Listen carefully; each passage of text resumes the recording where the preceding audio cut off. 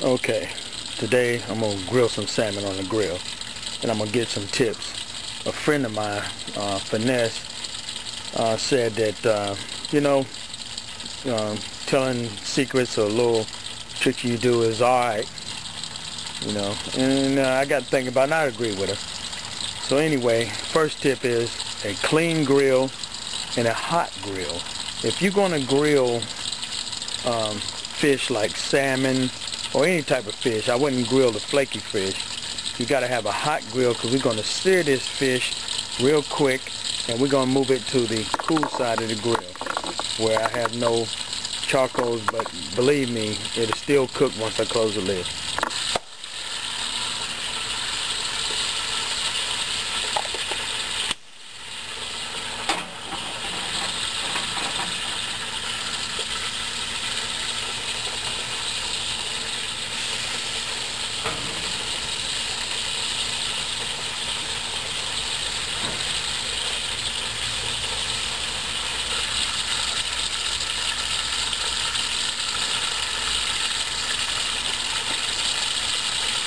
Okay, I just sprayed the grill. And another tip, you want your salmon, dry. Towel, once you thaw it out, and this is wild Alaskan salmon. And just like with steak, you want a good quality salmon. You don't want to just buy, old bargain basement. I went ahead and took the skin off this salmon, but if you was gonna have the skin on, put skin side up, put the no skin side down first. Okay, now I'm going to season the back side of this salmon, because the same way with steaks, you only want to turn your meat once, just one time, because every time you turn you lose juices. You want the meat to be moist, and you don't want to overcook, especially with fish.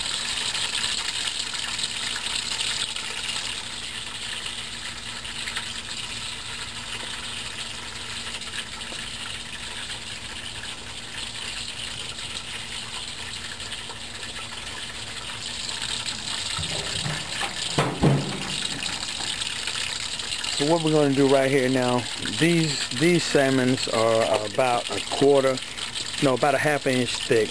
So we're going to cook them a total of about 5 minutes. We're going to cook them 2 minutes, then I'm going to flip them over to the cool side, alright? And then we're going to cook them for another 2.5 minutes. Now I'm getting ready to, my grease is almost at 350 degrees, my shortening, whatever you want to call it. And I'm going to get ready to throw the whiting in there.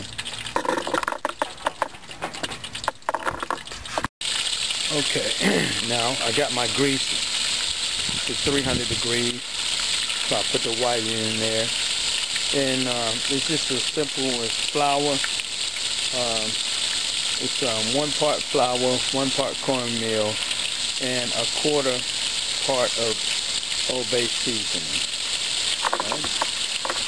Okay, as you can see, the fish are looking good. It's getting opaque around the edge. You see the white edge. And I can't stress it. Like a friend of mine asked me how you keep your steaks juicy. You determine the doneness of your steak from the amount of juices coming up. And you only want to turn your steak once. And when I say once, you only want to turn it once in 180 degrees. And you can turn it sideways to get your grill marks if you want. But once you turn a steak, fish, or anything over once, that's it. Because the more you turn it, the more juice you lose. So I'm going to turn this steak 1 time, and I'm going to put it over this salmon, 1 time, and I'm going to put it on the cool side and let it finish cooking.